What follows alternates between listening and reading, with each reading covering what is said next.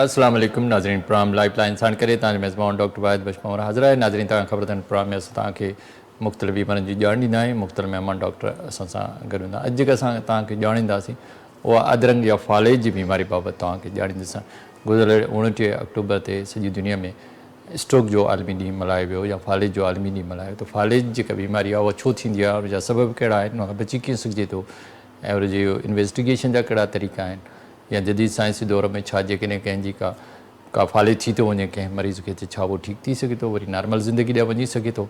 जेकॾहिं ॾिठो वञे त पोलियो वायरस में बि जेके ॿार आहिनि उन्हनि जी बि का टंग या ॿांह या जिस्म जो हिसो जेको आहे उहो एतिरो कमज़ोर थी थो वञे त उहे अपाज थी था वञनि। छा उन्हनि जो बि इलाजु आहे? इन सिलसिले में अॼु असां सां गॾु जेको महिमान आहे उहो आहे डॉक्टर जय सिंह राणा, जेके पाण न्यूरो फिज़िशियन आहिनि ऐं स्ट्रोक वार्ड जेको आहे सिविल हॉस्पिटल कराची में उन्हनि जा इंचार्ज बि आहिनि। डॉक्टर साहिब खां पुछंदासीं त इहो स्ट्रोक या फालेज या अदरंग छा आहे ऐं उनखां पाण खे बचाए कीअं सघिजे थो ऐं इलाज जा कहिड़ा तरीक़ा आहिनि। अचो त पंहिंजे महिमान सां ॻाल्हि ॿोल जो सिलसिलो शुरू कयूं। अस्सलाम वालेकुम। वालेकुम अस्सलाम डॉक्टर साहब। वॾी महिरबानी डॉक्टर राणा, तव्हां हिते असां वटि आयो। डॉक्टर साहिबु, जेकॾहिं ॾिठो वञे स्ट्रोक या फालेज सॼी दुनिया जो इहो हिकिड़ो मसइलो आहे, त छा स्ट्रोक आहे, छा उहो कीअं उनखां बची सघिजे थो? महिरबानी डॉक्टर साहब। मुख़्तलिफ़ वक़्तनि असां सिंध टीवी थ्रू न्यूज़ जे थ्रू मुख़्तलिफ़ बीमारियुनि ते ॻाल्हाईंदा रहंदा आहियूं। अॼु को असांजो जेको पब्लिक अवेयरनेस मैसेज आहे या प्रोग्राम आहे उहो अदरंग या फालेज जी बीमारी ते आहे। फालेज या अदरंग उनखे चवंदा आहियूं जॾहिं जिस्म जे कंहिं बि हिसे जी अचानक सां कमज़ोरी थी वञे, चाहे उहो असांजे मुंहुं टेढ़ो थी वञे, अचानक अखियुनि मां नज़र हली वञे, या बाज़ू या टंग जो अचानक सां कमज़ोरी थी वञे, या ॻाल्हाइण में जेका अचानक सां रुकावट महसूसु थिए, या हलण में जेका अचानक सां रुकावट थिए, त उनखे असां फालेज या अदरंग चवंदा आहियूं। इहो इन जे करे थींदो आहे त जिस्म जे अंदरि असांजे दिमाग़ में मुख़्तलिफ़ आर्ट्रियल सप्लाइज़ हूंदियूं आहिनि। उन आर्ट्रियल में कॾहिं क्लॉट्स अची वेंदो आहे या उहा जॾहिं रप्चर थी वेंदी आहे, उनजे करे इहे जेके निशानियूं ईंदियूं आहिनि त उनखे अदरंग या असां फालेज चवंदा आहियूं। अच्छा, उनखे जी हाणे इहे हूंदो आहे त हिन जा मुख़्तलिफ़ क़िस्म हूंदा आहिनि। फालेज कुझु अहिड़ो हूंदो आहे, जेके अहिड़ा क़िस्म हूंदा आहिनि जंहिंमें कुझु सेकेंड सो मिनट्स ताईं हूंदो आहे। कुझु अहिड़ा हूंदा आहिनि जंहिंमें क्लॉट्स अची वेंदा आहिनि, जंहिंखे असां इस्केमिक स्ट्रोक चवंदा आहियूं, जेको मोस्ट कॉमन आहे। असां में 80% जेके हूंदा आहिनि उहे इस्केमिक स्ट्रोक जा केसिस आहिनि। 20% जेके केसिस आहिनि उनमें असां हेमरेजिक स्ट्रोक हूंदो आहे। हाणे टे टाइप्स जा जेके फालेज आहिनि उनमें TIA जंहिंखे असां उनखे चवंदा आहियूं, जंहिंखे असां ट्रांजिएट इस्केमिक अटैक्स चवंदा आहियूं। ट्रांजिएट इस्केमिक अटैक्स में जेको हूंदो आहे उहो सेकंडनि सां हूंदो आहे। थोरी देरि जे लाइ या कुझु सेकंड लाइ अखियुनि जा ॾों आंध अची वञे, कुझु सेकंड लाइ चकर जीअं अची वञे, अहिड़े तरीक़े सां, पर उहो रिज़ॉल्व इट सेल्फ थी वेंदो आहे। उनखे असां ट्रांजिएट इस्केमिक अटैक चवंदा आहियूं। हिकिड़ो हूंदो आहे इस्केमिक स्ट्रोक। इस्केमिक स्ट्रोक असां ईअं उनखे चवंदा आहियूं जीअं दिमाग़ जो जेके आर्ट्रियल सप्लाई ब्रेन खे सप्लाई कंदियूं आहिनि। आर्ट्रीज़ हिकिड़ी एंटीरियर सर्कुलेशन हूंदी आहे, हिकिड़ी पोस्टीरियर सर्कुलेशन। जेके कैरोटिड आर्ट्रीज़ हूंदियूं आहिनि उनमें ॿ मेन निकिरंदियूं आहिनि, हिकिड़ी मिडिल सेरिब्रल आर्ट्री हूंदी आहे, हिकिड़ी इंटरनल सेरिब्रल आर्ट्री। हीअ मुख़्तलिफ़ शरियाऊं आहिनि, ब्लड दिमाग़ जे मुख़्तलिफ़ हिसनि ताईं खून जी सप्लाई कंदियूं आहिनि। उन्हनि मां कंहिं बि हिसे में कोई क्लॉट अची वञे, क्लॉट अचण जो मक़सदु इहो आहे त जीअं असांजा परनाल आहिनि उन्हनि अंदरि किचिरो अची वेंदो आहे, त तव्हां ॾिठो हूंदो पाणी जेको आहे आहिस्ते आहिस्ते जेको आहे हीअं गुज़रंदो आहे।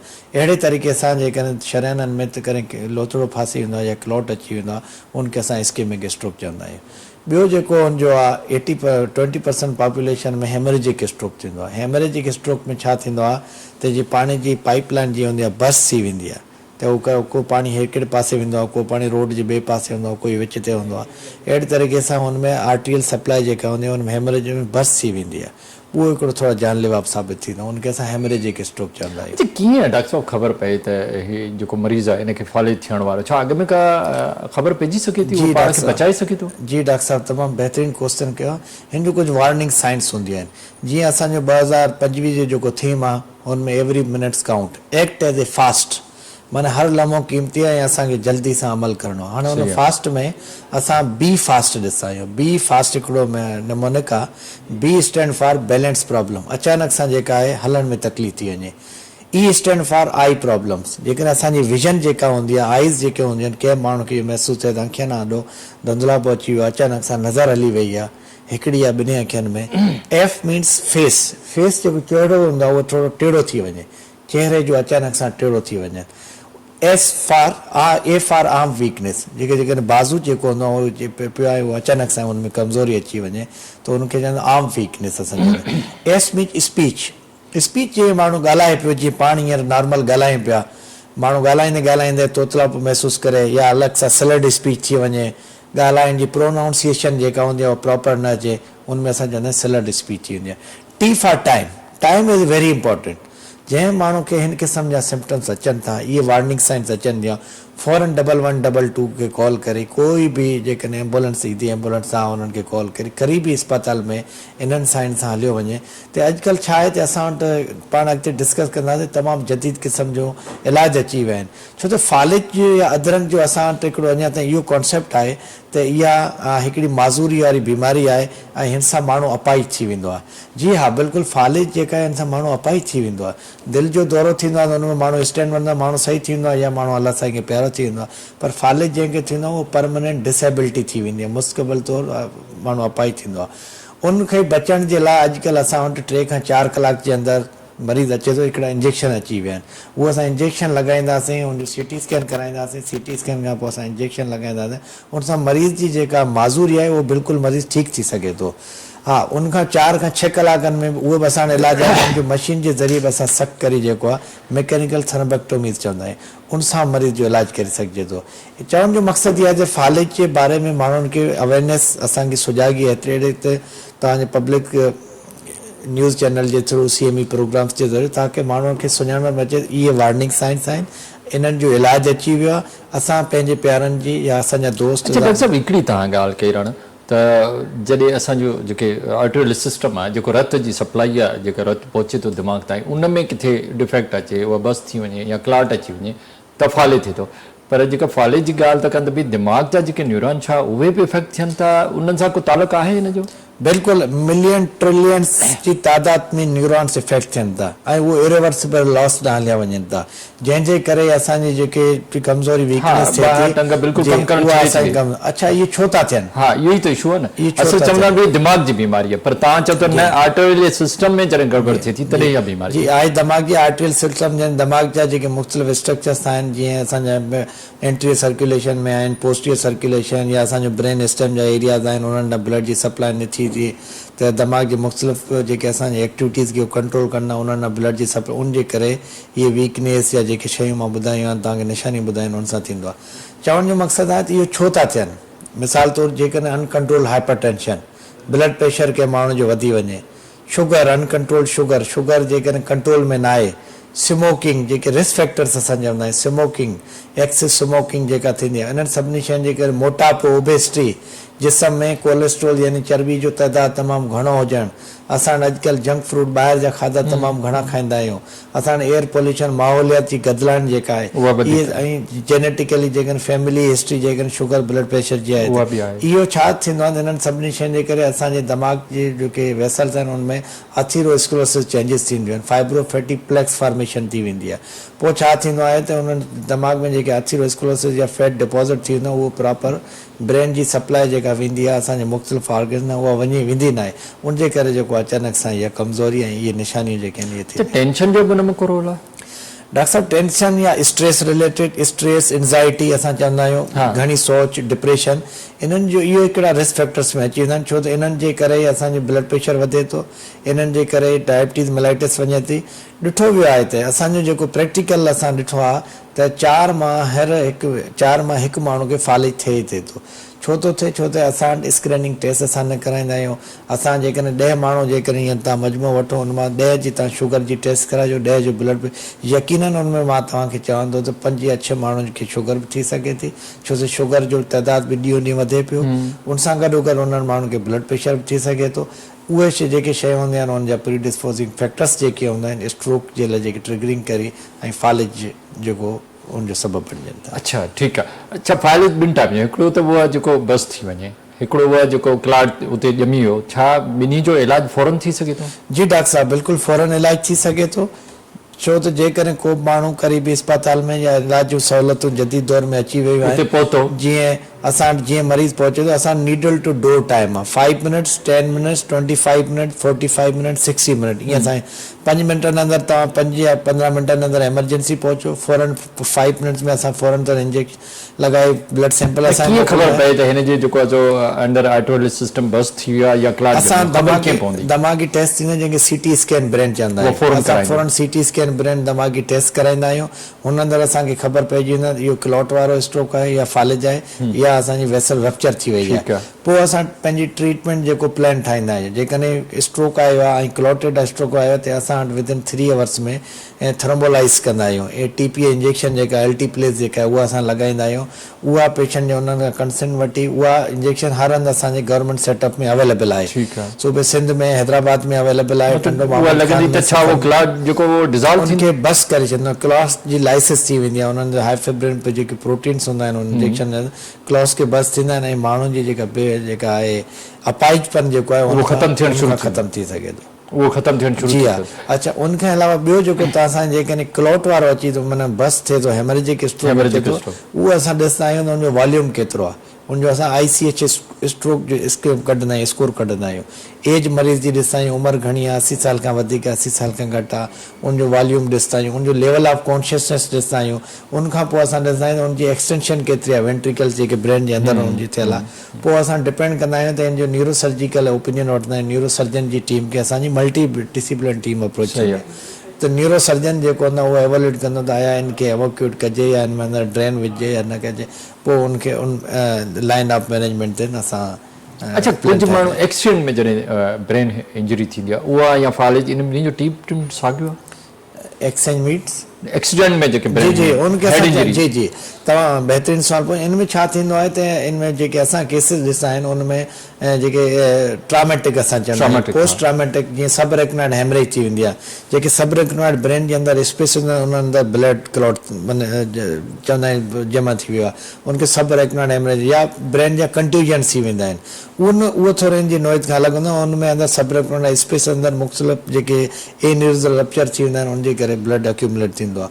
पोइ उन्हनि खे जेको असां कंज़र्वेटिव मैनेजमेंट कंदा आहियूं। जेकॾहिं ज़रूरत हूंदी आहे त पोइ असां न्यूरो सर्जरी क्रेनियोटोमी करे उनखे हेमाटोमा जीअं सब ड्यूरल हेमाटोमा थी वेंदो आहे, एपीड्यूरल हेमाटोमा थींदो आहे, सब रेकनॉइड हेमरेज थींदो आहे, ब्रेन कंट्यूजन, इन्हनि खे पोइ असां depend upon the severity of the incident ऐं जेकॾहिं केतिरो ब्रेन जो एरिया इन्वॉल्व आहे उनजे अकॉर्डिंग असां ट्रीट कंदा आहियूं। अच्छा, हिन वक़्तु हिन वक़्तु जदीद छा सिर्फ़ु CT स्कैन सां तव्हां डायग्नोज़ कंदा या ॿिया बि जदीद साइंसी तरीक़ा आहिनि डायग्नोज़ करण जा? जी डॉक्टर साहब, असां CT स्कैन असां लाइ इनिशियल हूंदो आहे। उनखां पोइ जेकॾहिं कॉम्प्लिकेटेड केस हूंदा आहिनि उनमें असां MRI कराईंदा आहियूं, MRA कराईंदा आहियूं, पोइ CT परफ्यूजन कराईंदा आहियूं ब्रेन जी। त स्टेप बाय स्टेप जेको हूंदो आहे असां केस खे ॾिसंदा आहियूं त डिपेंड कंदो आहे सिवियरिटी ऐं टाइप ऑफ स्ट्रोक ते। जेकॾहिं कोई सिस्टम में काज़त हूंदा आहिनि स्ट्रोक जा त उनखे पोइ असां केसिस जी जेका असांजो वे ऑफ मैनेजमेंट या प्लानिंग जेका हूंदी आहे असांजी इन्वेस्टिगेशन जो उनजे दायरे खे वधाईंदा आहियूं। पर जेके अक्यूट स्ट्रोक ईंदा आहिनि जेके असांजा कुझु कलाकनि वारा हूंदा आहिनि उन लाइ असां CT स्कैन कराईंदा आहियूं, पोइ ज़रूरत पवंदे पोइ MRI कराईंदा आहियूं। अच्छा, जेकॾहिं का मतिलबु रप्चर थी वियो आहे त उनखे सर्जरी सां ठीकु करे सघे थो मरीज़ ठीकु थी वेंदो? जी बिल्कुलु, उन सां ठीकु थी सघे थो। जीअं रप्चर जो मुरादी आहे जेकॾहिं उनखे हेमाटोमा थी वियो आहे त उनखे क्रेनियोटोमी करे हेमाटोमा खे एवोक्यूट करे सघिजे थो। जेकॾहिं सब रेकनॉइड हेमरेज थी वियो आहे जी बिल्कुलु, उन सां असां जीअं मिसाल तौरु कंहिंखे सब रेकनॉइड हेमरेज थी वेंदो आहे त उनखे छा असां कॉइलिंग करायूं, पहिरियों DSA कराईंदा आहियूं, डिजिटल सबस्ट्रक्शन एंजियोग्राफी। पोइ असां ॾिसंदा आहियूं लोकलाइज़ कंदा आहियूं एन्यूरिज़म जो टाइप कहिड़ो आहे, कि उनजो नेक आहे या बॉडी खे इन्वॉल्व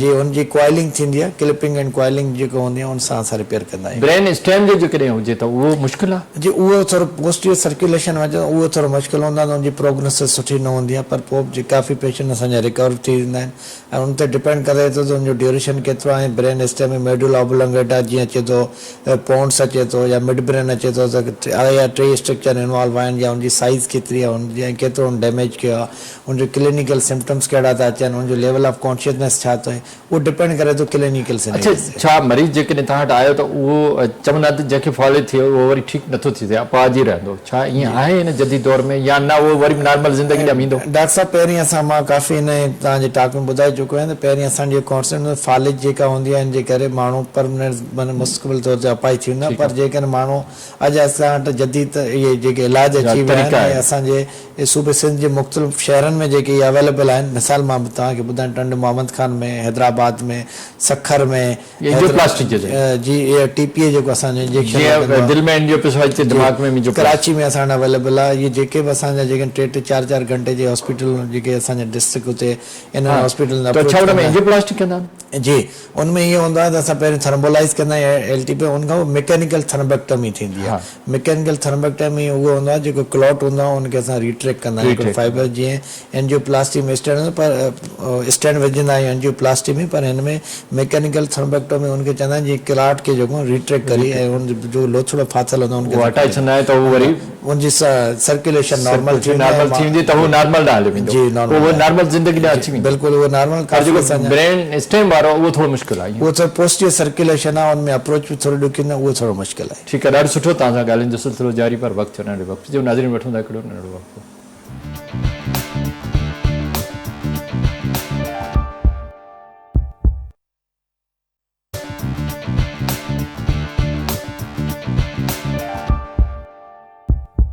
वेलकम बैक नाज़रीन अचो पंहिंजो ॻाल्हि जो सिलसिलो ॿीहर पंहिंजे महिमान सां शुरू अच्छा डॉक्टर जय मूंखे इहो ॿुधायो त जॾहिं स्ट्रोक थिए थो या फालेज थिए थो त माण्हू अपाहिज थी थो वञे पोइ टंग हुजे ॿांह हुजे या सॼो हिसो हुजे जेको बि हुजे जिस्म जा मुख़्तलिफ़ सां पोलियो में जॾहिं ॿारनि खे थिए थो त उन में बि उहो अपाहिज थी था इन ॿिन्ही में फ़र्क़ु कहिड़ो आहे जी डॉक्टर साहब तव्हां बहितरीनु क्वेश्चन पुछियो आहे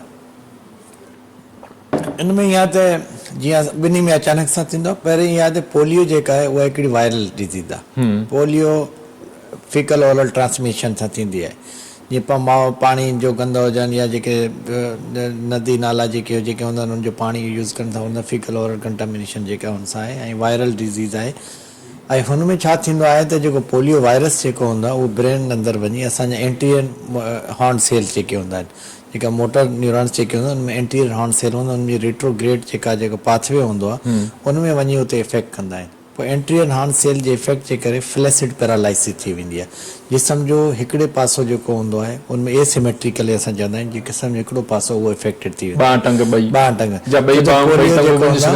पोलियो जेको हूंदो आहे इहो इन्फेक्शियस ऐं नॉन इन्फेक्शियस असां चवंदा आहियूं इन्फेक्शन वारो जेको हूंदो आहे उनमें सोर थ्रोट जीअं थी वेंदो आहे ज़ुकाम थी वियो बुखार थी वियो उहो वायरल जेको उनखां पोइ जेको हूंदा आहिनि अचानक सां जेको आहे जेको नॉन इन्फेक्शियस जेको पार्ट आहिनि उनमें असांजे जिस्म जो को बि हिकिड़ो हिसो जेको ॿार जेके हूंदा आहिनि उहे नंढनि ॿारनि में इहो थींदो आहे इन जे करे असांजे चवण जो मक़सदु इहा त जेका फालेज जी अधरंग बीमारी नंढे ॿार खां वठी वॾी उमिरि जे 100 साल जे माण्हू में किथे पर पोलियो जेको हूंदो आहे नंढड़ा ॿार जेके हूंदा आहिनि 5 साल खां घटि उमिरि वारा उनमें मोस्ट कॉमन हूंदो आहे जी हा पोलियो जी जेका असां आहे पोलियो हिकिड़ी क़ाबिल इलाज बीमारी आहे पोलियो जा असांजे हुकूमत जे तरफ़ां जेके क़तरा जेके पीआरींदा आहिनि पोलियो जी इनखे वैक्सीन असां चवंदा आहियूं पंहिंजे 5 साल जा नंढा जेके ॿार हूंदा आहिनि उन्हनि खे वैक्सीन इहो पीआरिजे त पोलियो खां असां बची सघूं था छो त पोलियो जंहिं ॿारड़े खे थी वेंदो आहे न पोइ उहो ज़िंदगी भर हिकिड़ो त अपाहिज रहंदो आहे पोइ पोलियो जो कोई ख़ासि तर ख़ासि असां ॾिसूं कोई इलाज हुजे या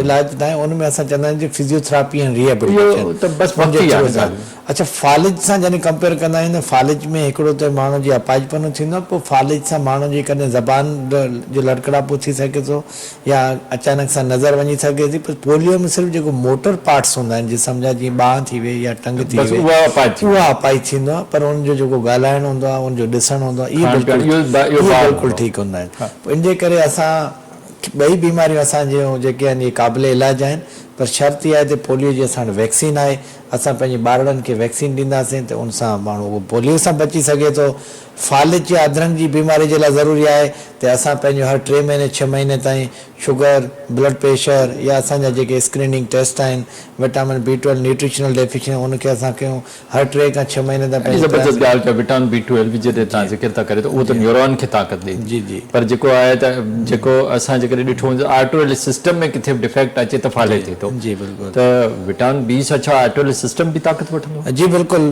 विटामिन B12 जेका हूंदी आहे उनजी डेफिशिएंसी जेका हूंदी आहे उनजे करे मेगालोब्लास्टिक एनीमिया थींदी आहे या होमोसिस्टीन लेवल्स जेके हूंदा आहिनि उन सां गॾु गॾु इहो विटामिन B12 जी लेवल असां कराईंदा आहियूं त उहो बि हिकिड़ो फालिज जो इनजी डेफिशिएंसी जेका आहे सबबु बणिजी सघे थी।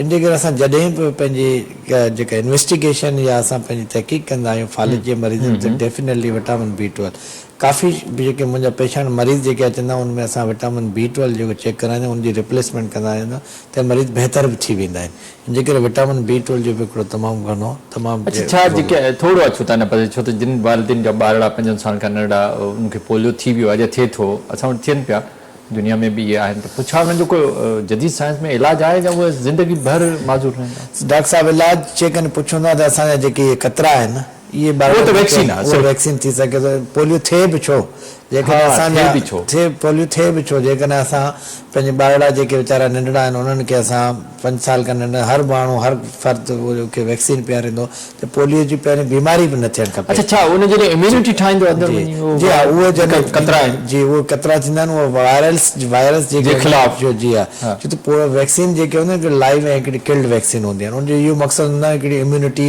डेवलप करणु हूंदो आहे जीअं जिस्म जे अंदरि। जी जेका बि जेके वायरसिस जेके आहिनि छो त पोलियो वायरस हा, आहे, उहो ईंदो वायरस जे अगेंस्ट जेके आहिनि उहा इम्यूनिटी ठही वेंदी आहे ऐं उहा जेके वायरस जी इम्यूनिटी ठही वेंदी आहे त उहो वायरस भले वञे पर उनजी उहा एबिलिटी ख़तमु थींदी आहे त नर्वस सिस्टम ते अटैक करण जी। इन जे करे असां चवंदा आहियूं त वैक्सीनेशन जेका हूंदी आहे उहा हर वायरस जी जेको इलाज जीअं कोरोना वायरस ॾिसो, उनजी वैक्सीनेशन आई सभिनी लॻाए त हर्ड इम्यूनिटी हिकिड़ी पूरे हुनसां इम्यूनाइज़ थी वियो सिस्टम त उहो उन केसिस घटि थी विया।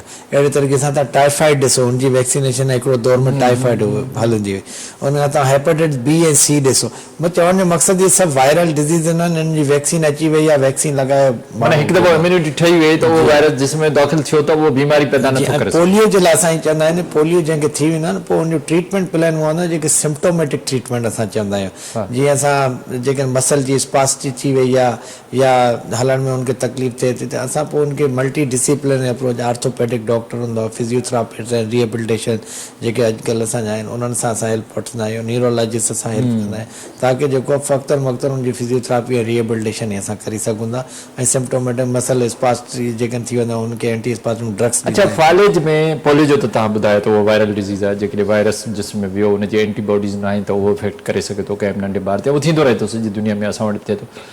हिकिड़ा अपाज ॿार पैदा थींदा आहिनि, CP ॿार पैदा थींदा आहिनि, ॿियो फालिज, इन्हनि ॿिन्ही में को फ़र्क़ु आहे?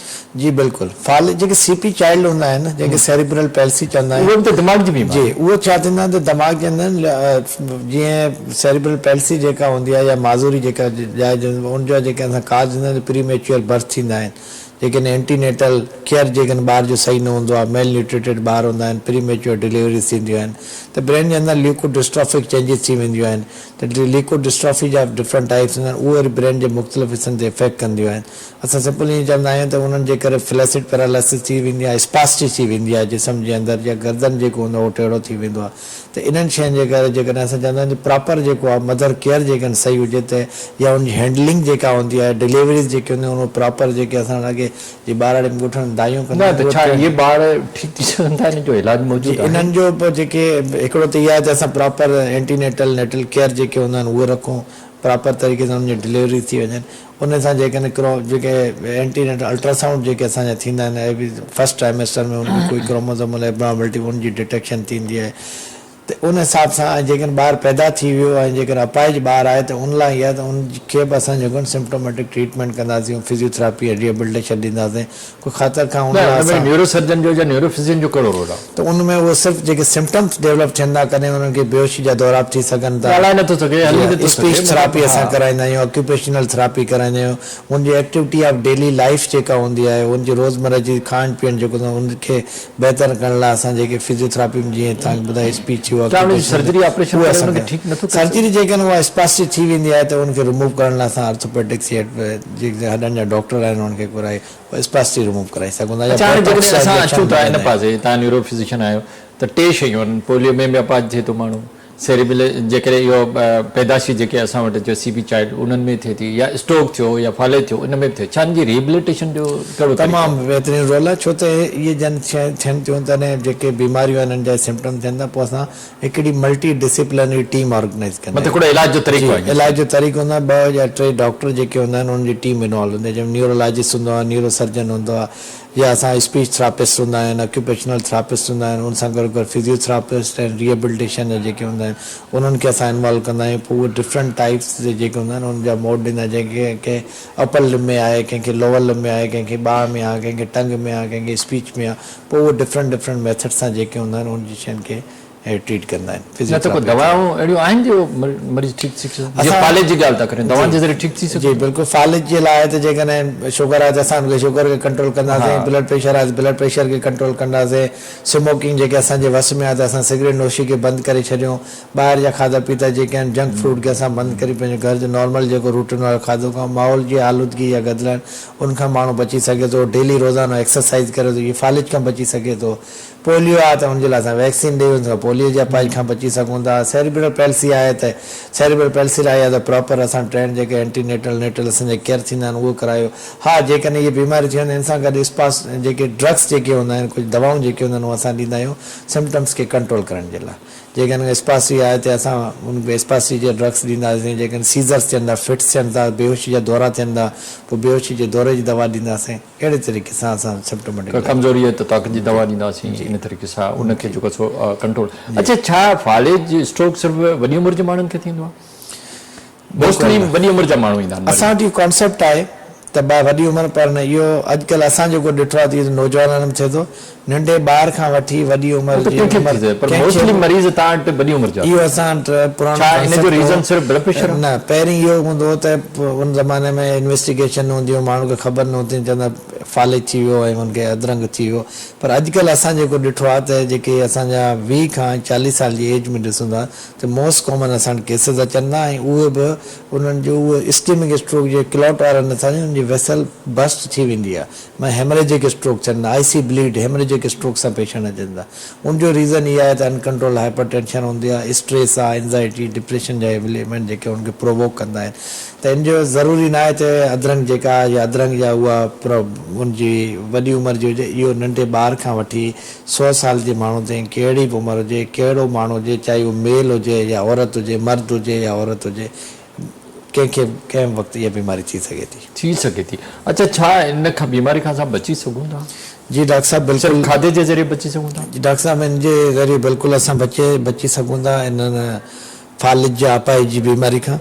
इन जो जेके असां पहिरीं जेके सबबु रिस्क फैक्टर्स जेके ॿुधाया था जेतिरो रिस्क फैक्टर्स असां कंट्रोल कंदासीं जेतिरो असां हर 3 खां 6 महीने ताईं पंहिंजा स्क्रीनिंग टेस्ट कराईंदासीं ई ज़रूरी न आहे त तव्हां न्यूरो फिज़िशियन वटि वञो तव्हांजा पंहिंजा हर कंहिंजा ॿाहिरि मुल्क में तव्हां ॾिसो फैमिली फिज़िशियन्स हूंदा आहिनि तव्हां पंहिंजा जेके ॿाराड़ी में वेठा आहिनि ऐं असांजा MBBS डॉक्टर तमामु ट्रेंड हूंदा आहिनि उन्हनि वटि तव्हां वञो उन्हनि जे थ्रू तव्हां जेकॾहिं का शइ उहो लैब्स कराईंदा इन्वेस्टिगेशन कराईंदा त पोइ तव्हां उहो पंहिंजे कंसल्टेंट वटि मोकिलींदा असां डायबिटोलॉजिस्ट वेठा आहिनि त शुगर खे कंट्रोल कंदा इंटरनल मेडिसिन वारा आहिनि त उहो ब्लड प्रेशर हुनखे कार्डियोलॉजिस्ट हूंदो आहे त दिलि जी बीमारी खे अहिड़े तरीक़े सां हिकिड़ी मल्टी डिसिप्लिनरी अप्रोच हूंदी आहे हुनजो रिफरल हूंदो आहे अहिड़े तरीक़े सां असां बीमारियुनि सां बची सघूं था पर सभ खां पहिरीं जेका ॻाल्हि इहा आहे जहिड़े तरीक़े सां असांजी इहो प्रोग्राम कंदा आहियूं वर्ल्ड ब्रेन डे मल्हाइण जो मक़सदु वर्ल्ड स्ट्रोक डे मल्हाइण जो मक़सदु वर्ल्ड हार्ट डे मल्हाइण जो मक़सदु छा हूंदो आहे इहो हूंदो आहे त माण्हुनि खे मुख़्तलिफ़ बीमारियुनि जी ॼाण ॾियणो हूंदो आहे ऐं आम लैंग्वेज में ॾियणो हूंदो आहे हींअर मां असां सॼी टॉक ते इंग्लिश में कयो असांजो जेको सिम TV जो जेको न्यूज़ चैनल जे असांजो जेको तव्हांजो हले पियो मुख़्तलिफ़ असांजा जेके ॿाराड़ियुनि में माण्हू वेठा हूंदा आहिनि इहे ॿुधनि उन्हनि खे ख़बर पए असांखे उन्हनि खे सुजाॻ करिणो आहे जीअं ॾिसो फालिज जी हाणे इंजेक्शन अची वई आहे हाणे असांजे हिन प्रोग्राम जे तसलसल सां जिन माण्हू खे ख़बर आहे फालिज जी इंजेक्शन लॻाइण सां माण्हू बची सघे थो भई उहो injection free of cost available आहे जेकी जॻह मां तव्हांखे ॿुधायो मुख़्तलिफ़ जॻह ते इन्हनि ते फ्री ऑफ कास्ट अवेलेबल आहे त तव्हां हिन जो फ़ाइदो वठो पंहिंजे प्यारनि खे पंहिंजे दोस्तनि खे पंहिंजे वॾड़नि खे पंहिंजे माइटनि खे असां बचाई सघंदा आहियूं छा हिकिड़ो सबबु आहे मोस्टली चवंदा आहिनि त जेको ब्लड प्रेशर आहे उहो 90% रीज़न आहे हिन जो त फालिज थिए डॉक्टर साहब इहा ज़रूरी न आहे ब्लड प्रेशर में असांखे अनकंट्रोल ब्लड प्रेशर हुजे ब्लड प्रेशर कंट्रोल न हुजे उनजे करे फालिज थी सघे थो इहो नंबर 1 रिस्क फैक्टर आहे छो त ब्लड प्रेशर हिकिड़ो सिस्टोलिक आहे, ॿियो डायस्टोलिक ब्लड प्रेशर आहे। कटआउट जेको अॼु हीअं जेका रिसेंट गाइडलाइन आहे उन लेस देन 120 ऐं लेस देन 80 खां घटि हुजे त उहो ब्लड प्रेशर असां नॉर्मल सम्झंदा आहियूं। पर तव्हां ॾिसो त घणनि माण्हुनि जो एतिरो नॉर्मल आहे। मूंखे नथो लॻे त मेजॉरिटी त असांजा सभु पर हाणे जेकॾहिं ब्लड प्रेशर जी असां ॻाल्हि था करियूं त उहो जॾहिं वधे थो त फालेज स्ट्रोक बि थी सघे थो ऐं दिलि जी बीमारी हार्ट अटैक बि थी सघे थो।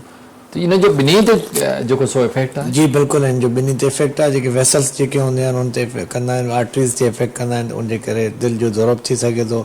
छो त कोरोनरी आर्टरीज़ जेको हूंदो आहे ईअं आहे जीअं ब्रेन जो आर्टरीज़ जेका असांजो ब्लड सप्लाई जेको वञे थी उनमें आथीरोस्क्लेरोसिस चेंजिस थींदियूं आहिनि, फाइब्रोफाइट प्लेक्स फॉर्मेशन थी वेंदी आहे, उहो दिलि जी शरियानूं बंदि कंदियूं आहिनि, दिलि जो अटैक थिए थो, जॾहिं ब्रेन ॾांहुं वेंदो आहे त ब्रेन जो थींदो। न त इहे जेके क्लॉट ठहनि था या प्लग ठहनि था, छा अहिड़ी का दवा आहे जो इन्हनि इहे ठहनि ई न?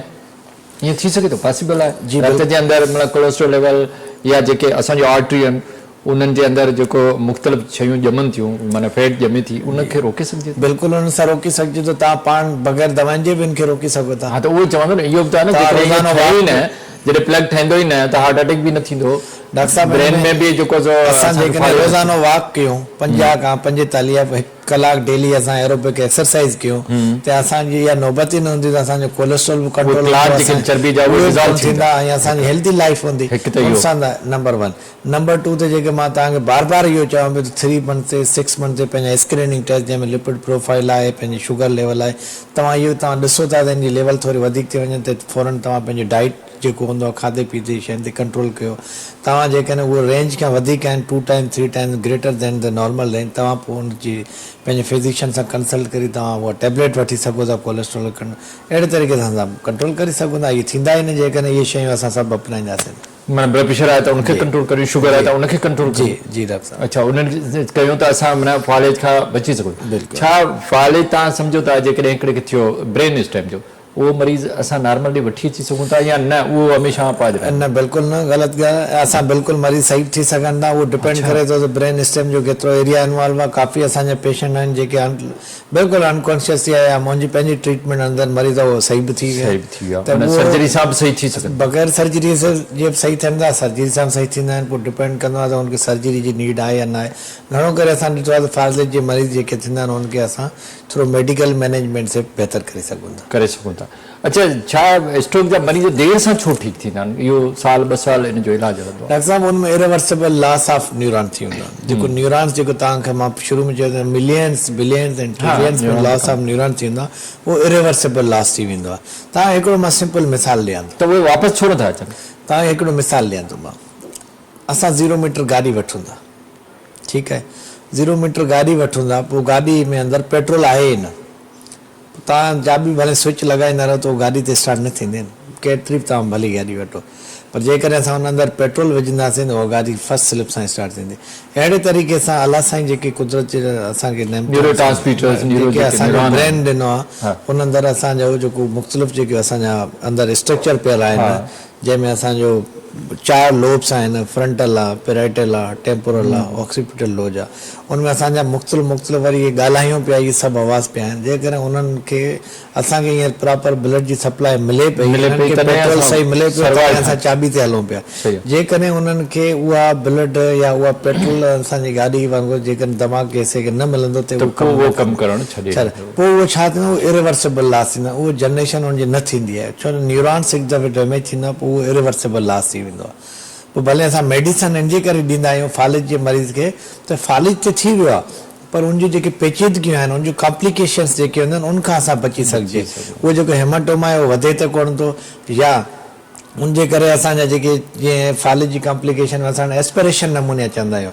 असां तव्हां ॾिठो आहे त ॿाराड़ी में कंहिं वीचारे खे फालिज थिए थो, उनखे असां शहर हिकिड़े खणी ईंदा आहियूं, वरी पोइ ॿिए शहर, वरी पोइ 3 शहर, पोइ उनखे ड्यूरिंग जेका हूंदी आहे ट्रांसपोर्टेशन असां कंदा आहियूं, उनमें उनखे एस्पिरेट करे वेंदो आहे, छो त असांजे माण्हुनि में न आहे त उहा जेका सिक्रीशन थिए थी ख़ुदा खां लंग्स थियंदा, ऐं जेकॾहिं एस्पिरेशन नमूनिया थिए थी त उहा हिकिड़ी जानलेवा आहे, उहा हिकिड़ी लाइफ थ्रेटनिंग कॉम्प्लिकेशन। काफ़ी असांजा जेके माण्हू आहिनि उन्हनि खे फ़र्क़ु थियो आहे, ऐं काफ़ी माण्हू मौत उनखे अपाहिज करणु बची विया आहिनि, इन करे फौरन कंहिं वेझी अस्पताल वञी उन मां फ़ाइदो वठी। हर डिवीजन ते हॉस्पिटल्स आहिनि। ठीकु आहे डॉक्टर राणा, मैसेज छा हूंदो, पैगाम छा हूंदो? असांजो डॉक्टर साहब हमेशह एज़ यूजुअल इहो ई मैसेज रहंदो आहे त हिकिड़ो सिहतमंद मुआशरे में रहण लाइ हिकिड़े इंसान खे सिहतमंद सिहत जी तमामु ज़रूरत हूंदी आहे। असांजो जेको फालिज जी बीमारी जो आलमी ॾियारे मल्हाइण जो जेको थीम आहे उन में एवरी मिनट काउंट, हींअर असां ॻाल्हाईंदा हर मिनट काउंट थिए थो। एक्ट एज ए फास्ट, जल्दी अमल कयो। ख़ुदा न ख़ास्ता पंहिंजे कंहिं बि प्यारे खे वरी मां निशानी वरजाईंदो, बी फास्ट। जेकॾहिं हलण में अचानक सां तकलीफ़ थिए या हुनजी अचानक सां नज़र हली वञे या हुनजो अचानक सां चहिरो टेढ़ो थी वञे या हुनखे आम या बाज़ू में कमज़ोरी थिए या हुनखे ॻाल्हाइण में अचानक सां थिए त फ़ौरन time is brain, time is brain. पंहिंजो उन सां जेको तव्हां पहिरियों फ़ौरन एमरजेंसी कयो, CT स्कैन करायो ऐं पंहिंजे प्यारनि जो इलाजु करायो। इहो सर असांजो मैसेज आहे। वॾी महिरबानी डॉक्टर राणा तव्हां ते। असां नाज़रीन असांजो मज़मून जय सिंह राणा असां सां ॾाढी ज़बरदस्त ॼाण त स्ट्रोक खां या फालिज खां कीअं बची सघिजे थो, उनजा मुख़्तलिफ़ इलाज जा तरीक़ा आहिनि। ऐं पाण खे जेकॾहिं थोरी घणी बि का तकलीफ़ आहे त कंहिं सुठे वेझे डॉक्टर खे ॾेखारे ऐं उनखां मदद वठी सघिजे थी। पंहिंजे सिहत जो ख़्यालु करियो, जेकॾहिं का नंढी वॾी बीमारी त कंहिं डॉक्टर खे ॾेखारियो। डॉक्टर साहिब जी इन्हनि ॻाल्हियुनि ते असां अमल कयो त असां बहितरीन सुठी ज़िंदगी गुज़ारे सघूं था। इन ते प्रोग्राम लाइफ लाइन जो वक़्तु पूरो थियो। पंहिंजे मेज़बान डॉक्टर वाहिद बशमवर खे इजाज़त ॾींदा। अल्लाह हाफ़िज़।